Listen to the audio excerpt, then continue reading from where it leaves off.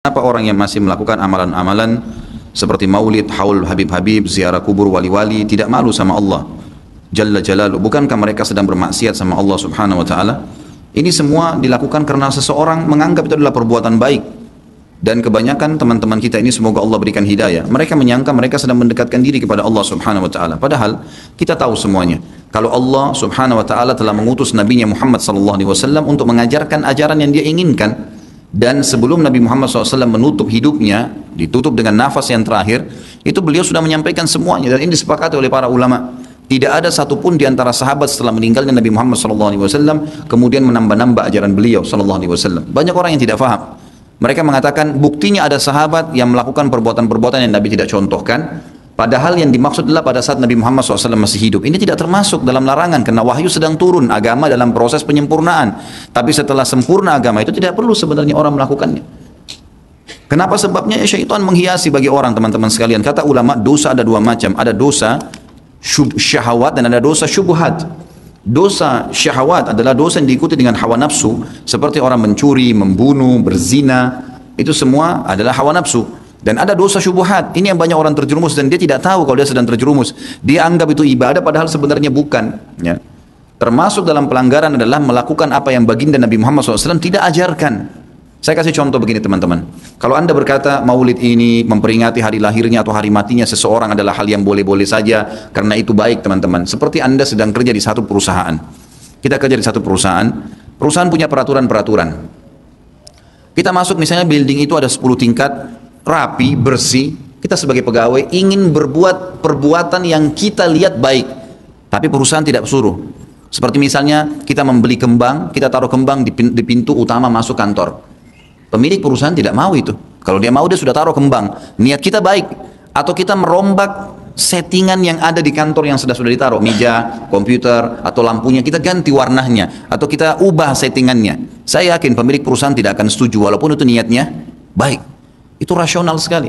Bagaimana dengan orang yang sudah Allah sempurnakan agamanya lalu dia buat-buat dengan alasan itu baik. Walaupun bunga tadi wangi, walaupun settingan itu bagus, yang punya nggak mau, gitu kan? Kalau dia mau dia sudah suruh, dia bisa suruh.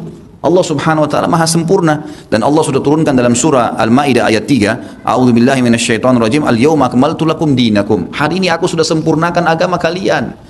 Nggak butuh lagi tambahan. Kata Ibnu Katsir, kata para ulama tafsir, menandakan orang Islam tidak butuh lagi ajaran apapun. Wa atmamtu alaikum ni'mati, dan nikmatku akan aku sempurnakan. Maknanya kalau kalian yakini dan jalankan agama kalian yang sudah saya sempurnakan. Wa raditu lakumul Islam madina, dan aku ridha kalau kalian beragama Islam. Dengan Islam aku akan terima, selain Islam aku tidak akan terima. Itu maknanya. Jadi tidak perlu tambah-tambahan teman-teman sekalian. Kalau Nabi Muhammad SAW tidak pernah lakukan maulid, kenapa anda lakukan? Apa maunya gitu loh. Tanya coba, pasti mereka bilang Nabi nggak pernah lakukan, para sahabat tidak melakukan. Sampai saya pernah berkata kepada beberapa teman yang sudah sampai pada level ustadz-ustadz, kiai-kiai yang mereka masukkan, saya bilang, akhi, tolong datangkan kepada saya satu saja pendapat, tidak usah dari para sahabat, tidak usah dari para tabiin, 4 orang imam saja, Imam Ahmad, Imam Malik, Imam Syafi'i, Imam Abu Hanifah, ada nggak satu saja statement mereka yang suruh buat maulid? Coba datangkan kepada saya. Tidak pernah, satu pun tidak ada statement mereka. Dan itu muncul justru setelah mereka meninggal. Imam Abu Hanifah meninggal tahun 150 Hijriah, Imam Malik meninggal 179 Hijriah, Imam Syafi'i meninggal 204, Imam Ahmad meninggal 240 Hijriah. Itu munculnya maulid di tahun pas Imam Ahmad terakhir tuh, 10 tahun sebelum meninggal, 230 Hijriah oleh orang-orang Syiah yang ada di Mesir. Itu mereka lakukan. Karena mereka mau mencontohi ya, yang dilakukan oleh orang-orang Nasrani merayakan hari lahirnya Nabi Isa alaihissalam. Banyak orang bilang ini kan cuma untuk syiar. Syiar akhi, sampaikan sejarah Nabi Muhammad SAW. Sampaikan majelis ilmu, bukan dengan membuat-buat yang Nabi kita tidak lakukan, gitu kan? Saya sudah kasih contoh tadi di perusahaan, walaupun kita dekat dengan seseorang pimpinan perusahaan pun, tidak mungkin kita bisa melanggar apa yang dia inginkan. Harus mengikuti apa yang dia titahkan, gitu kan? Seperti itulah memahaminya. Dan segala macam jenis-jenis perbuatan, saya tidak rinci satu persatu teman-teman sekalian. Saya sarankan, jadikanlah Nabi Muhammad SAW betul-betul sebagai kiai anda. Kalau mau kerjakan satu, tanya, Nabi Muhammad SAW kerjain nggak? Kalau enggak, cukup. Kita nggak lebih pintar dari Nabi SAW, teman-teman. Dan boleh diutus untuk dicontohi. Yang diperintahkan saja sudah padat, sudah banyak. Untuk apa buat-buat lagi? Udah banyak gitu kan? Dan anehnya teman-teman yang buat acara maulid ini, subhanallah, banyak sunnah Nabi yang ditinggalin. Banyak, melimpah sunnah Nabi nggak dikerjakan. Banyak sekali. Kita temukan kukunya masih panjang, hal yang kecil. Istrinya belum pakai jilbab, dia masih belum datang ke masjid sholat 5 waktu. Banyak. Rame-ramein aja pada saat acara itu saja. Itu pun tidak ngerti apa itu acara. Datang baca salawat, berdiri tengah-tengah, padahal dianggap ruhnya Nabi SAW sedang lewat tuh. Itu keyakinan mereka itu. Coba tanyain gitu kan, memang sudah begitu. Jadi tidak cukup dengan kata-kata baik. Mohon maaf, saya katakan ini dengan teman-teman yang melakukan perbuatan-perbuatan yang Nabi SAW tidak perintahkan. Anda sama saja sedang mengatakan, maaf Rasulullah, saya lebih ngerti daripada Anda. Nabi SAW tidak perintahin kita kerjaan, jadi kita lebih ngerti dong dari Nabi. Gitu kan? Padahal kita disuruh menjadikan Nabi Muhammad SAW sebagai suri tauladan. Yang disuruh saja, jangan tambah-tambah, cukup. Cukup. Dan yang tidak dicontohkan sama, jangan juga dilakukan. Karena Nabi SAW bukan orang yang tidak tahu, orang yang tahu. Semua dipandu kan? Berarti di sini masuk dalam mengerjakan apa yang diperintahkan, meninggalkan apa yang dilarang dan yang tidak dicontohkan. Nah di sini dilarang itu bisa Nabi SAW larang atau Nabi SAW sengaja tidak lakukan untuk menunjukkan kalau itu tidak boleh. Kan seperti itu. Semoga Allah berikan hidayah. Bagaimana kiat-kiat kita menepis dosa-dosa was-was dan fikiran yang dapat merusak keimanan. Was-was itu dari syaitan. Makanya kata Allah Subhanahu wa taala dalam surah An-Nas, A'udzubillahi minasyaitonirrajim alladzi yuwaswisu fi sudurin nas. Kata-kata waswas memang dari situ. Dari bahasa Arab itu. Yuwaswis kata para ulama tafsir artinya yang membisikkan dari kuping, yang memasukkan ke dalam benak hati, gitu kan? Semua itu yang akhirnya membuat orang jadi ragu. Dan yang dimaksud waswas ini penyakit adalah kalau seseorang ragu dalam mengerjakan sebuah kebaikan. Dan syaitan akan mendatangkan 1000 alasan agar kita meninggalkan perbuatan baik itu. Sholat malam misalnya, kau ngantuk, nanti kau begini, nanti kau begitu, nanti kau 1001 alasan. Tapi saran saya, jadikan syaitan itu seperti orang yang sedang menawarkan produk dan kita lagi di lampu merah, kaca mobil nggak usah dibuka, nggak usah hiraukan. Tetap jalan, sudah selesai, gitu kan? Seperti itu, Allahu a'lam. Jadi ini penyakit dari syaitan yang harus dilawan dengan cara baca a'udzubillahi minasyaitonirrajim. Dan ingat kata para ulama, satu-satunya cara untuk menghilangkan was-was, ketidakyakinan, bahasa lainnya, was-was itu kan tidak yakin berarti. Ketidakyakinan adalah ilmu. Kita ragu nih, saya kalau berangkat naik pesawat misalnya, goyang nggak ya? Was-was. Baik, bagaimana cara menghilangkannya? Naik pesawat. Orang jutaan yang naik pesawat tidak ada masalah tuh. Bolak-balik satu hari berapa kali, kecuali kalau cuma kita sendiri yang jadi bahan cobaan, mungkin lain. Ya. Tapi ini enggak, semua orang lakukan, maka bisa hilang dengan ilmu. Semua orang yang sudah melakukan dengan ilmu, dia berangkat, oh ya, sudah berani yang kedua kalinya, sudah berani yang ketiga kalinya, dan seterusnya. Gitu kan? Orang tidak berani safar, orang tidak berani berumah tangga, orang tidak berani usaha, karena belum mencoba. Orang juga yang mencoba, itu akan ada suka dukanya. Gitu kan? Kita harus suka dukanya. Saya subhanallah tadi berbicara dengan istri saya, lagi sementara kesini, lalu saya bilang, seorang muslim kalau memiliki keturunan banyak, maka berarti dia memiliki keturunan muslim yang banyak. Dan itu salah satu hikmah daripada pernikahan dalam Islam, gitu kan. Lalu dia bilang, tapi ada teman saya yang mengatakan kalau banyak anak itu bagaimana mengurusnya. Saya bilang, orang yang seperti ini dia tidak akan mau punya anak nanti karena belum ada, sudah was-was, sudah ragu. Padahal semua orang yang punya anak juga baru memulai untuk mendidik anaknya kok. Sama, kita semua sama-sama di garis start. Tinggal kita ambil teori syar'i, terapkan pada mereka. Selebihnya bertawakal kepada Allah SWT. Imam Ahmad itu rahimahullah kalau tidak salah memiliki anak lebih dari 6 atau 7 orang, semuanya menjadi ulama. Dikader, didoakan, diikhtiar. Bersamaan dengan waktu itu juga banyak teman-teman Imam Ahmad rahimahullah yang memiliki juga anak-anak sama-sama dari garis start. Kalau orang was-was misalnya, oh haji itu padat ya, terus Anda mau tunggu Ka'bah itu kosong sendirian, nggak bakal terjadi itu, mustahil, gitu kan? Saya pernah bilang sama teman saya di Madinah, pas Ramadan saya lagi umrah, orang-orang Saudi. Saya bilang sama dia, akhi Ramadan, ente nggak umrah? Ya akhi padat begini. Anda bilang kalau ente mau tunggu Mekah itu kosong, nggak bakal terjadi sampai hari kiamat. Kalau semua orang alasannya begitu tidak bakal umrah Ramadan tuh. Padahal tinggal naik mobil saja. Oh iya berangkat, paksain diri, nggak bisa. Akan hilang was-was dengan ilmu. Coba, gitu kan? Dalam pepatah bahasa Arab, jarrib ta'rif. Asal itu benar, kita harus yakin. Cobalah, maka kau akan mengetahuinya. Apakah mengamalkan zikir pagi dan petang dengan membaca al-ma'thurat yang disusun oleh Syekh Hasan Al-Banna merupakan perkara bid'ah atau tidak? Kita, maaf teman-teman sekalian, saya tadi tidak sempat sortir pertanyaan. Saya sarankan jangan sebut nama orang di pengajian saya. Saya minta tolong ke depannya jangan ada sebut nama orang, jangan nama sebut organisasi. Anda tanya hukum halal haram. Ya. Kalau mau bertanya begini, saya mau baca zikir pagi sore, mana yang baik? Itu paling tepat. Jangan antum sebut nama orang, karena menyebut nama orang, rahimahullah orang ini sudah mati. Sebagaimana seorang muslim semua ini sudah mati, gitu kan? Kalau kita mau main vonis ini bid'ah atau tidak, itu bukan tradisi saya. Mohon maaf, saya tidak bisa menjawab seperti itu. Tapi saya mengatakan Anda membaca zikir pagi sore, ikuti sesuai dengan dalil. Kalau ada dalil tertera dalam buku-buku yang dibaca tentang zikir pagi sore, lakukan, gitu kan? Selama ada dalil, maka lakukan. Seperti itulah. Allahu a'lam. Dalam beribadah khususnya sholat, kita harus memperhatikan adab atau kemasan. Apakah menggunakan peci atau kopiah dalam sholat termasuk adab juga? Apabila iya, apa hukum menggunakan peci atau kopiah saat sholat? Tentu saja, ya termasuk adab. Karena adabnya sebenarnya, ya, rambut itu tidak turun menutupi dahi. Sebenarnya adabnya itu.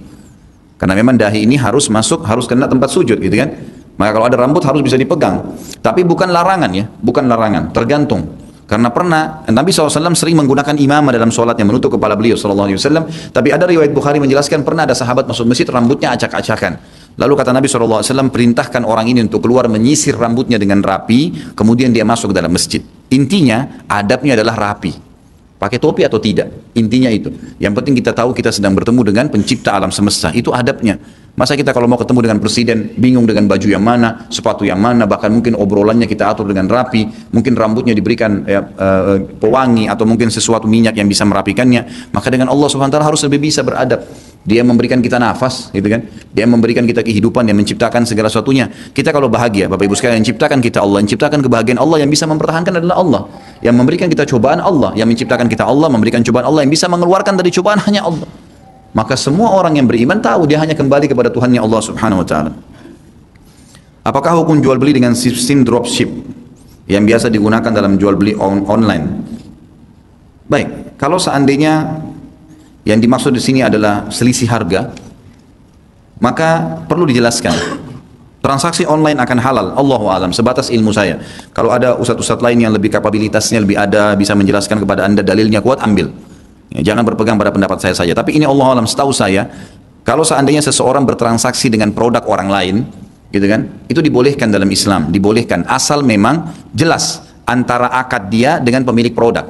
Misal, saya akan membeli produk Anda pada saat saya punya konsumen, ya, dan saya akan membeli dengan harga berapa? Harganya 36.000 misalnya. Baik, saya bisa dapat diskon berapa? Semua transparansi dari awal. Anda dapat 10%. Baik, saya bisa jual nanti dengan harga 36.000 seperti Anda jual? Boleh. Baik, silahkan.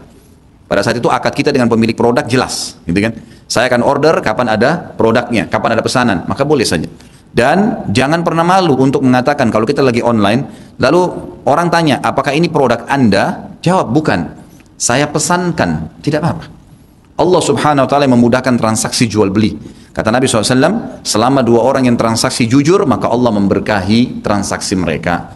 Jadi jangan khawatir, mobil kita pernah tabrakan, lalu kita mau jual, teman-teman, jangan pernah dusta, berbahaya. Mobil kamu ini pernah tabrakan? Nggak pernah, padahal sudah 7 kali tabrakan. Ini nggak boleh. Iya, pernah tabrakan, saya masukkan di bengkel di sebelah sini, silakan cek, laku insya Allah. Jujur. Allah Subhanahu wa taala menilai. Tapi kalau dia dusta, pastikan orang itu cuma ambil nomor telepon, pergi dan tidak jadi transaksi. Allah Subhanahu wa taala yang maha kuasa atas segala sesuatunya. Harusnya kita yakin dengan itu.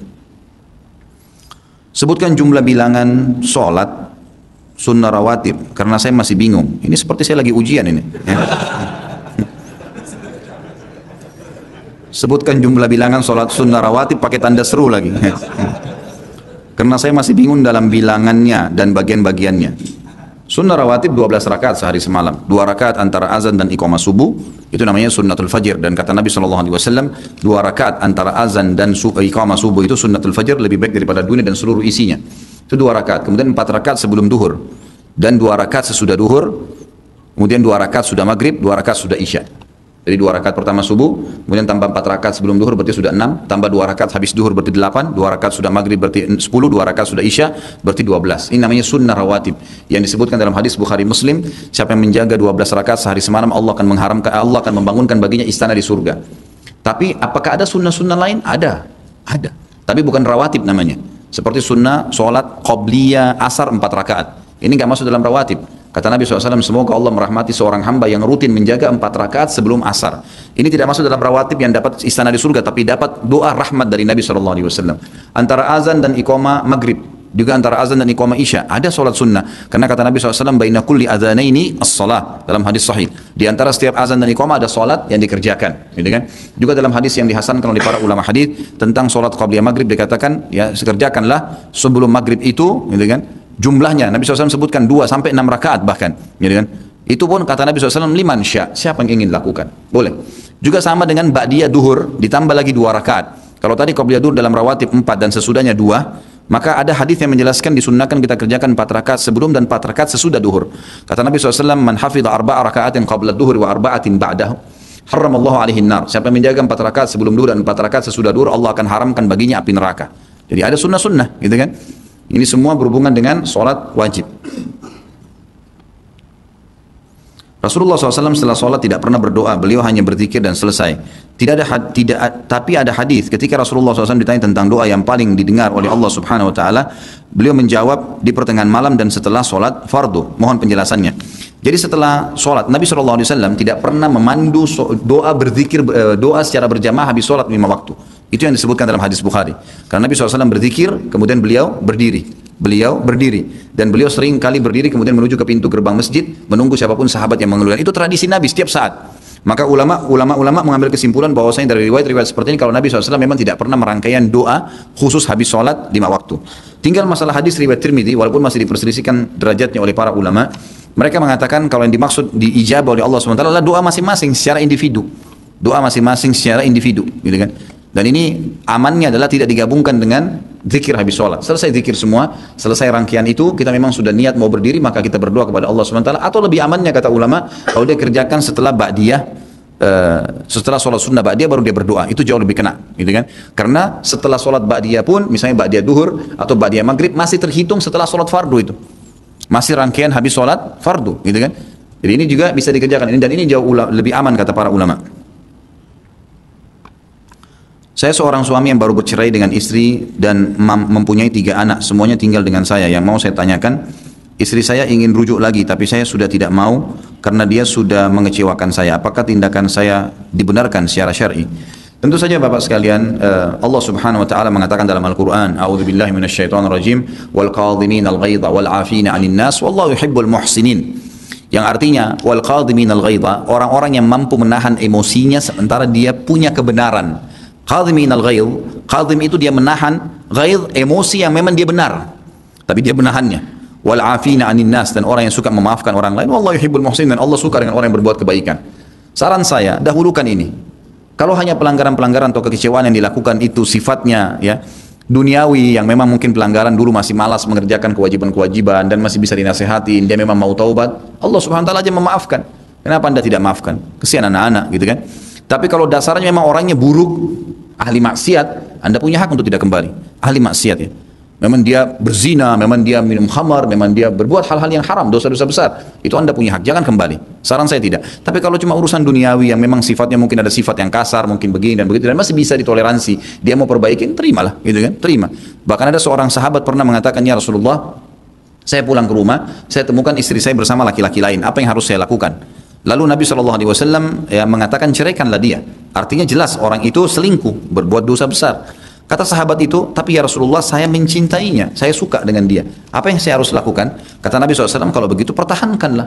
Pertahankan sambil perbaikin. Asal memang dia mau perbaikin, silahkan. Gitu kan? Seperti itu. Apa yang kita lakukan jika sutrah kita yang berupa benda disingkirkan oleh orang lain ketika sholat? Bapak Ibu yang belum tahu masalah sutra, sutra itu adalah pembatas di depan kita kalau sholat. Namanya dalam ilmu hadis sutra. Kita disunnahkan kalau sholat ada sutrahnya. Sutra itu seperti tiang, ya. Mungkin di masjid kita ini juga ada sudah dibuatin kecil-kecil di belakang ada kayu-kayu yang berbentuk itu sutrah namanya. Jadi saya sarankan kalau sholat selalu bawa sutrah itu di mana-mana. Kalau tidak ada, kita bawa tas atau sesuatu tanda, diberikanlah tanda di depan kita sholat. Karena sutra ini penting, gitu kan? Bahkan ada hadis yang dihasankan oleh Syekh Albani rahimahullah, tidak ada sholat kecuali dengan sutra, gitu kan? Jadi semestinya memang kita harus memiliki sutra, ya harusnya ada. Kalau sholat berjamaah yang memiliki sutra adalah imam, makanya seperti mihrab itu adalah imam. Ini juga di depan sudah dikasih contoh sutranya ada untuk imam kita, gitu kan? Khilaf di antara ulama tentang ukurannya, tapi hadis sahih menjelaskan kurang lebih sekitar 46-45 cm tingginya, gitu kan? Itu dianjurkan. Lebih tinggi dari itu nggak apa-apa, tiang. Kalau di kamar tidur kita mungkin ranjang, lemari, niatkan jadi sutra. Kata Nabi SAW, saking pentingnya sutra ini, kalau kalian sedang sholat dan ada hewan yang akan lewat memotong sutra kalian, sutra itu antara kita dengan tempat tadi, tiang itu. Tiang ini namanya sutra, tapi di antara kita juga ini memotong sutra kalian, memotong di antaranya. Maka merapatlah ke sutra kalian agar hewan tersebut tidak memotong sholat kalian. Jadi saking pentingnya menjaga sutra itu. Dalam hadis lain kata Nabi SAW, kalau seseorang akan memotong sutrahmu antara saya dengan tempat sujud saya ini, maka tahanlah dia. Gitu kan? Tahanlah dia, berikan isyarat. Jadi kita boleh mengeluarkan tangan, memberikan isyarat seperti ini kurang lebih. Kalau dia tetap maksakan, kata Nabi SAW, pukullah dia. Karena bersama dia korin, syaitan yang sengaja memaksakan. Tapi ini kalau sholatnya sendirian. Kalau sholat berjamaah, imam jadi patokan. Jadi kalau misal di saf pertama di ujung sana masih ada kosong, dan ini sudah 5 saf, kita lihat ternyata ada celah kosong, ya, lagi sholat berjamaah, kita boleh lewatin makmum-makmum untuk pamit lewat untuk masuk ke saf yang kosong itu, dan tidak masalah lewat di depan mereka karena sutranya adalah imam kalau sholat berjamaah. Tapi kalau sholat sendiri kita sendirian. Dan bagi orang yang suka memotong sutra ini hadisnya berbahaya. Kata Nabi SAW, kalau seandainya seseorang tahu beratnya dosa yang Allah hukumkan kepada orang yang memotong sutra sholat seseorang, gitu kan, maka dia lebih baik menunggu selama 40 tahun daripada dia memotongnya. Jadi saking beratnya gitu ya, ini ibarat dari Nabi SAW. Bagaimana kalau seandainya seperti tadi saya lagi sholat, sutra saya diangkat oleh orang lain, kalau anda dapat ada sesuatu yang bisa dijadikan sutra di depan kita, melangkah boleh.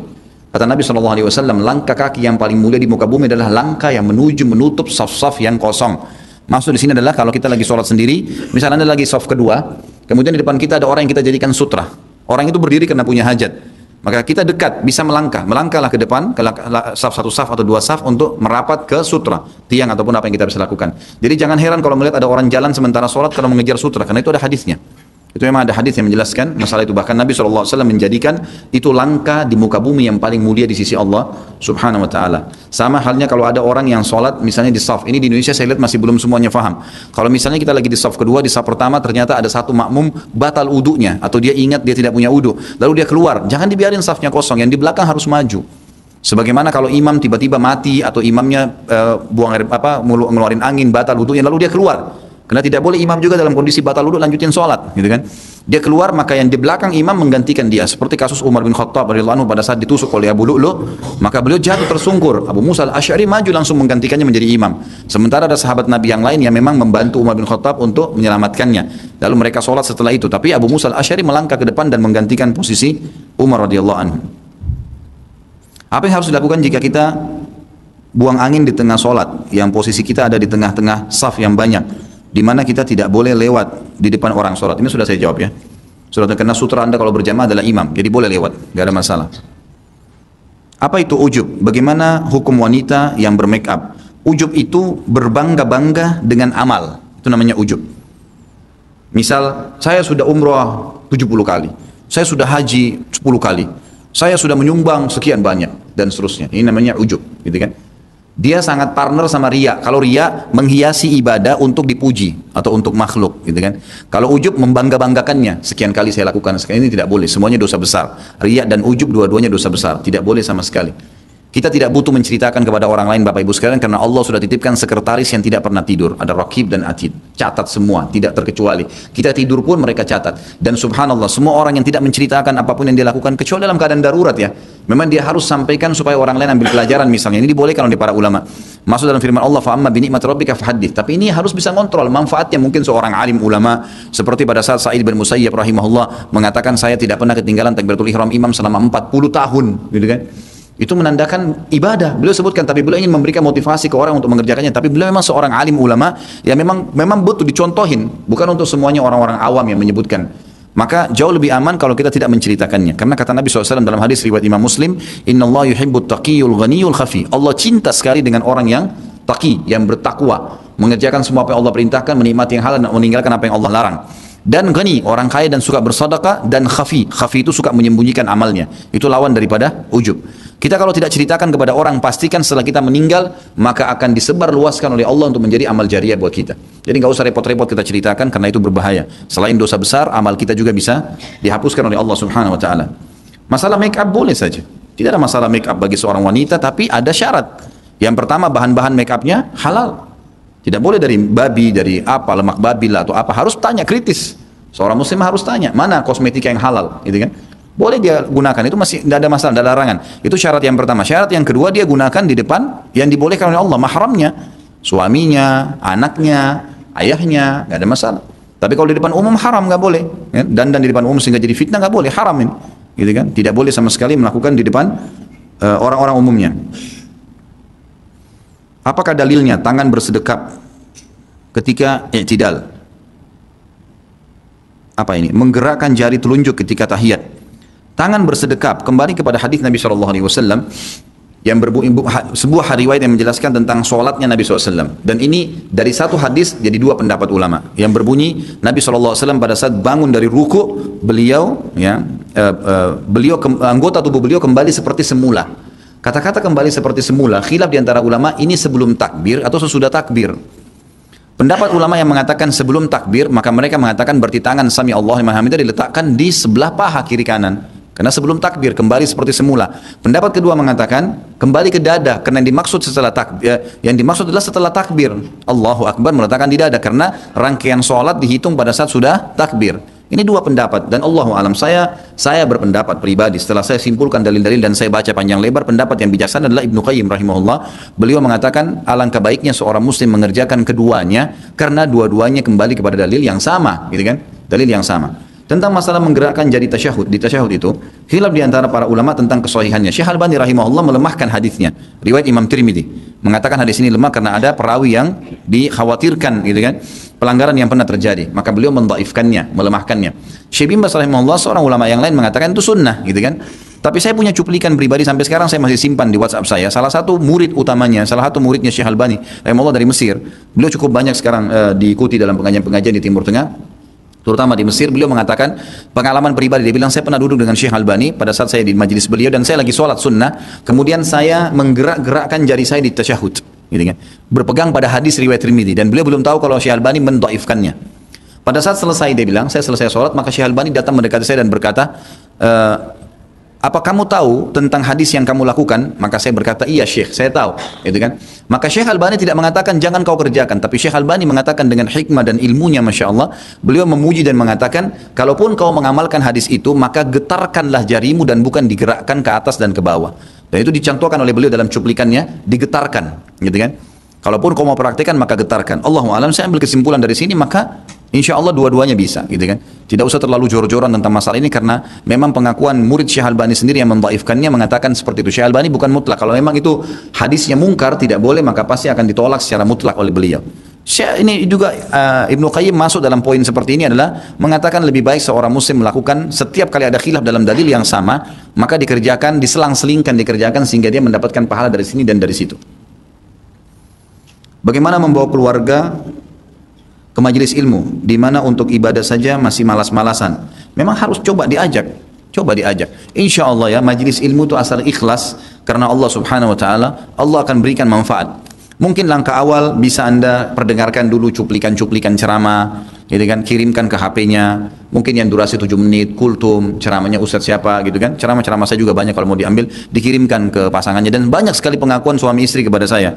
Mereka mengatakan setelah dengar ceramah Ustadz kami tersentuh. Ya, alhamdulillah. Jadi kan coba dilakukan, berikan dulu cuplikan. Kemudian kalau dia sudah mulai tertarik, baru kita ajak ke majelis ilmu. Atau misalnya kita mengatakan, saya kemarin hadir di majelis ilmu itu, buatlah bagaimana kita seperti seorang marketing yang untuk menawarkan produk kita. Produk kita adalah mencari pahala dari majelis ilmu, mengajak orang lain ke masjid, mengajak orang lain untuk belajar. Kita tawarkan kepada dia sebagus mungkin sebuah promosi yang bisa membuat dia datang, asal tidak dusta. Misal, saya kemarin hadir di sana, dan setelah saya hadir beberapa kali saya merasa tersentuh sekali, dan saya mau kamu merasakannya. Itu kan sebuah cara yang menarik untuk menarik dia untuk bisa mendengarkan, dan tidak ada kedustaan. Tapi nggak boleh kita mengarang-arang hadis palsu, kita mengatakan untuk motivasi orang, itu tidak boleh. Karena ini kata Nabi SAW, man kadzaba alayya muta'ammidan falyatabawa maq'adahu minan nar. Siapa yang berdusta atas nama saya secara sengaja, maka dia memilih tempatnya di api neraka. Saya biasa sholat di sebuah musola, di mana saya dengan teman, saya menilai imam di musola tersebut. Saya menilai imam di musola tersebut melakukan kesalahan dalam sholat, baik itu bacaan, gerakan, dan bid'ah lainnya. Saya dan teman pernah berniat untuk menggantikan imam tersebut, akan tetapi kami ragu jika nanti warga menilai tidak sopan. Karena saya pernah dengar jika seorang imam tidak disukai para makmum, maka dosa bagi imam tersebut. Jadi bagaimana pemilihan imam yang sebenarnya? Dimusyawarakan, disampaikan baik-baik. Dan saudaraku, semua manusia itu punya buat salah. Tapi tugas kita mengingatkan. Saya pernah menemukan seorang imam, bacaannya salah. Imam ini hafal Quran 30 juz, tapi ada bacaan yang keliru pada saat itu. Di kota Makassar, lalu saya datangin dia habis sholat, saya minta waktu ke rumahnya sebentar, cuma durasi 5-10 menit, saya bilang maaf, bukan menggurui, tapi waktu itu memang dia belum kenal. Alhamdulillah sekarang kalau saya datang ke Makassar pengajian, dia selalu hadir. Tapi awalnya saya sampaikan seperti itu, saya bilang, afwan, saya mau sampaikan sesuatu, mudah-mudahan antum jangan tersinggung, ini cuma masukan. Cara membaca Ar-Rahmanir Rahim memang seperti itu, tapi dia baca Ar-Rahmanir Ar-Rahim, gitu kan, Rahim. Sebenarnya ini setahu saya Allah alam ini tidak tepat, karena itu mengubah makna daripada sifat Allah Subhanahu Wa Taala. Bacaan yang benar begini, antum hafal Quran, mudah-mudahan itu bisa bermanfaat. Awalnya kelihatannya agak berat, tapi alhamdulillah sampai sekarang sudah diubah. Jadi teman-teman kita yang tidak tahu salah itu mungkin saja dia tidak ngerti. Masih ingat riwayat yang pernah saya sampaikan, ada sahabat masuk Islam di zaman Nabi SAW. Saking gembiranya dia setelah masuk Islam sekitar 2 pekan, gitu kan? Dulu waktu dia masih di masa jahiliyah sebelum Islam, kalau dia senang atau suku mereka senang dengan seseorang, dihadiahkan khamr. Maka dia cari khamr di Madinah, ingin membelikan untuk Nabi Muhammad SAW. Sebagai kegembiraannya, menunjukkan kegembiraan. Tidak ada di Madinah, karena khamr sudah diharamkan. Dia juga tidak tahu, belum tahu hukumnya. Lalu dia keluar dari kota Madinah, dia pergi jauh untuk mencari khamr. Sampai dapat khamr dalam kendi yang bagus, yang paling mahal dibeli sama dia. Dia masuk ke masjid, bawa kendi khamr. Semua sahabat menyaksikan, gitu kan. Orang semua heran, membawa kendi khamr, ini orang sudah gila nih. Gitu kan? Dan mengarahkan Nabi SAW, Nabi lagi duduk. Lalu kemudian datang depan Nabi, duduk dengan santun, dia mengatakan, ya Rasulullah silahkan. Dia nggak tahu. Lalu sahabat semua sudah sempat mau marah, tapi Nabi SAW tersenyum lalu berkata, apakah kau belum tahu kalau ini sudah diharamkan?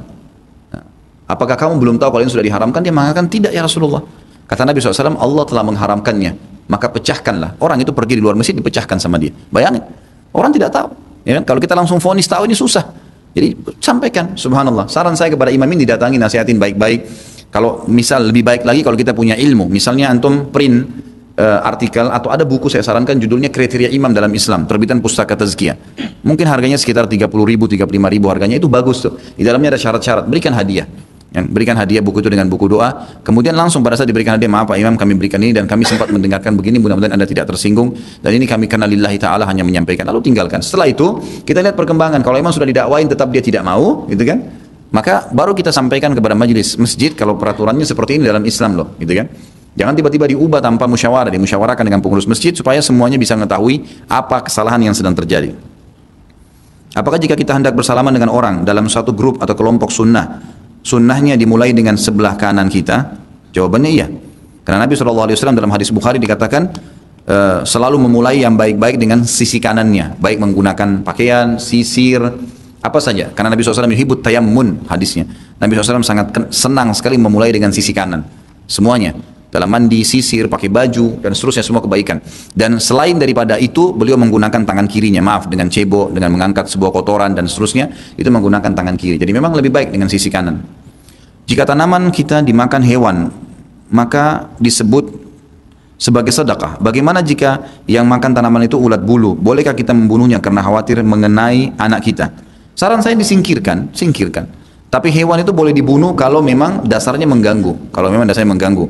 Umumnya tentu ada hewan yang sudah diperintahkan, boleh dibunuh. Seperti ular, kalajengking, tikus, itu boleh. Ada hadis-hadis yang menjelaskan, cecak, itu semua boleh dibunuh. Ada hadis-hadis sahih. Tapi ada hewan-hewan, ya, seperti juga masuk itu hewan-hewan tidak boleh dimakan ya. Yang boleh dimakan seperti sapi, ayam, kambing, itu kan semua boleh disembelih. Dan itu sama saja dibunuh ya, tapi dengan cara yang syar'i gitu. Ada hewan-hewan yang dasarnya tidak ada perintah untuk membunuhnya, tapi kalau berbahaya, maka boleh dibunuh. Burung misalnya, mengganggu, gitu kan. Kalau misalnya kita punya tanaman padi dan kita tutup tuh sudah dijaga, lalu ada kelompokan burung datang yang memang mengganggu, lalu kemudian kita mengusirnya, gitu kan? Atau mungkin ada 1-2 ekor yang ditembak karena memang dianggap ini berbahaya, kalau tidak akan merusak hasil panen. Ya bukan semuanya, untuk jadikan pelajaran teman-temannya juga akan pergi. Kalau ada cara-cara yang lebih beradab lebih bagus. Yang jelas berpeganglah pada hadis Bukhari teman-teman sekalian yang berbunyi kata Nabi SAW, fi kulli kabidin rotabatin ajr. Di setiap denyut kehidupan ada pahala. Ya. Saya belum lama di Jakarta, ketika saya pulang kampung dikomentari keluarga dan teman, kamu berubah, jenggotan, nggak mau nyanyi lagi, ya, agak lain lah. Mereka bilang ikut aliran apa? Saya tahu mereka komentar itu karena belum tahu ilmunya. Apa yang harus saya lakukan? Ingin rasanya dakwah selalu, namun saya jauh dari Jakarta. Kalau pertanyaan sudah dilemparkan, saya sudah pernah ajarkan, jawab. Kenapa kamu berubah? Ayo duduk yuk, saya ceritain sebentar. Begini loh ceritanya, cerita histori.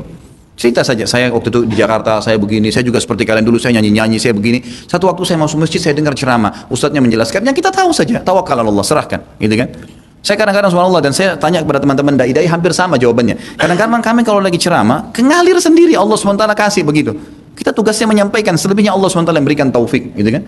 Jadi kita ceritakan, siapa tahu dengan itu mereka sadar. Subhanallah, saya punya pengalaman kemarin, saya diundang di daerah Palu dan tidak salah daerah Nunu katanya di situ. Saya tidak ngerti daerah ini siapa, daerah ini kenapa gitu kan. Ternyata di sana daerah yang terkenal suka berantem. Daerah itu terkenal di satu kecamatan suka berantem. Bahkan kalau berantem itu perempuannya juga ikut-ikutan gitu kan. Saya diundang sama teman-teman dari situ. Gitu. Dipasang spanduk saya, teman-teman yang sudah biasa ikut pengajian di Palu memang mau undang saya sudah lama gitu. Kemudian dia bilang, Ustaz tahu waktu Ustaz diundang itu kami kaget karena orang dari wilayah itu yang undang ini tiap hari perang-perang, bakar rumahnya orang, bunuh orang. Ini kok bisa ada undangan ke Ustaz Khalid di sini nih gitu. Lalu kami datang, tanya mana ketua panitianya Pak? Panitianya lagi pakai celana pendek sambil merokok gitu. Saya ketua panitianya. Anda yang undang Ustaz Khalid? Dia bilang iya. Jangan lihat penampilan saya baru sadar 3 bulan lalu, dia bilang. Terus kemudian waktu saya duduk, saya dengarin ceritanya. Bagaimana ceritanya? Ternyata pentolan-pentolan mereka yang biasa di ujung-ujung tombaknya yang membakar rumah orang itu duduk di mobil sama saya. Sudah pakai kopiah, udah pelihara jenggot.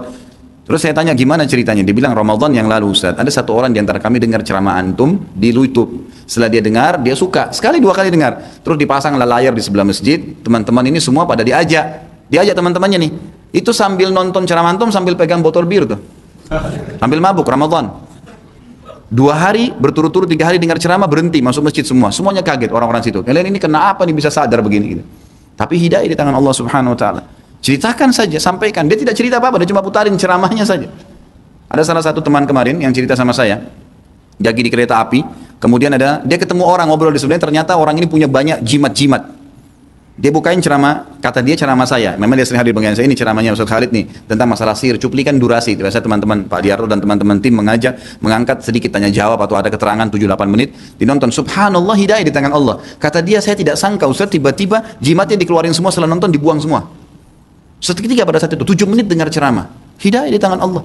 Tugas kita ikhtiar, ma'alaika illal balagh, cuma sampaikan. Jadi ceritakan, jangan tiba-tiba senyum-senyum saja atau merasa nggak enak atau akhirnya duduk berbau sama mereka. Ceritakan. Mungkin subhanallah akhirnya malamnya kita diajak duduk ngobrol lebih jauh, diskusi, kita lebih banyak bisa cerita. Tugas kita menyampaikan yang kita tahu saja. Ada seorang pedagang kalau sepi dia mengeluh. Apa ini merupakan mengingkari nikmat Allah? Apa hukumannya? Apa hukumnya menjual organ tubuh? Tentu saja teman-teman sekalian, kalau dia mengeluh kepada Allah Subhanahu wa taala, dia mengeluh kepada Allah, ini pertanyaan terakhir ya. Dia mengeluh kepada Allah Subhanahu wa taala, misal ya Allah, dagangan saya sudah berusaha ikhtiar dengan modal yang halal, kemudian saya sudah coba tapi ini belum laku. Dia mengeluh dengan Allah. Itu tidak ada masalah. Atau dia mengeluh pada ahlinya, dia datang kepada teman-teman yang memang ahlinya, ini kira-kira permasalahannya di dagangan saya, mungkin produknya nggak tepat, mungkin tempatnya nggak strategis, mungkin gini. Musyawarah untuk dapat ilmu itu nggak masalah. Tapi kalau dia mengeluh keluh kesah, itu tidak boleh. Keluh kesah. Ya, keluh kesah ini dalam arti kata, wah belum datang, misalnya sudah datang 3 orang pembeli, tetangganya dapat 7 orang, wah saya kok cuma 3, berkeluh kesah. Ini tidak boleh, ini dilarang dalam agama kita, karena Allah Subhanahu wa taala memang sudah membagi rezeki itu. Ya, insya Allah kalau dia keluh kesah kepada Allah nggak ada masalah.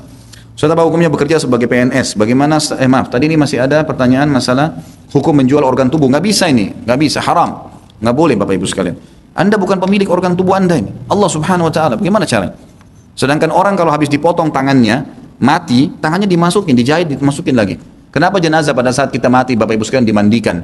Kenapa dikafani? Kenapa dikasih daun bidara, wangi-wangian? Padahal sebentar lagi dimakan sama belatung tuh. Karena ini pinjaman dari Allah, dikembalikan dengan cara baik. Sampai ulama mengatakan, nanti kita bahas ada adab terhadap diri sendiri. Ada nanti bahasan adab terhadap diri sendiri.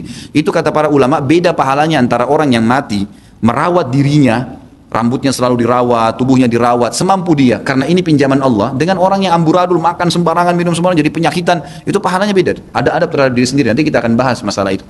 Jadi memang harusnya kita paham ya. Jadi nggak boleh. Kita terus bagaimana dengan orang yang sakit? Ya orang yang sakit sudah nasibnya. Dia berdoa kepada Allah SWT, tidak ada yang mustahil. Dan terbukti teman-teman sekalian, organ tubuh ini ditransaksikan, dijual belikan. Paman saya kebetulan nikah sama orang Malaysia di Johor dan mertuanya orang Singapura. Dia membahasakan, saya bukan sedang membicarakan negaranya, tapi dia mengatakan peraturan di Singapura, organ tubuh itu disumbangkan memang. Bahkan sering kali jenazah, walaupun itu muslim, itu kalau meninggal, sudah datang orang pemerintah, datang, sudah tiba-tiba sudah dikemas. Jenazah tersebut dikasih ke keluarganya. Sampai pernah terjadi ada seorang muslim buka kain kafannya itu sudah matanya nggak ada, sudah ada jahitan di dadanya, diambil ini. Dan itu ditransaksikan, dijual. Dijual lagi, jadi bukan membantu orang gitu kan. Kebanyakan orang cabut ginjalnya dia jual, gitu. Sudah bukan punya dia terus dia jual, gimana caranya? Nggak boleh. Yang sedang sakit ya sabar. Berapa banyak sih orang yang sakit dibandingkan dengan orang yang sehat? Sedikit sekali kan? Ya dia sabar, dia berdoa kepada Allah SWT, tidak ada yang mustahil.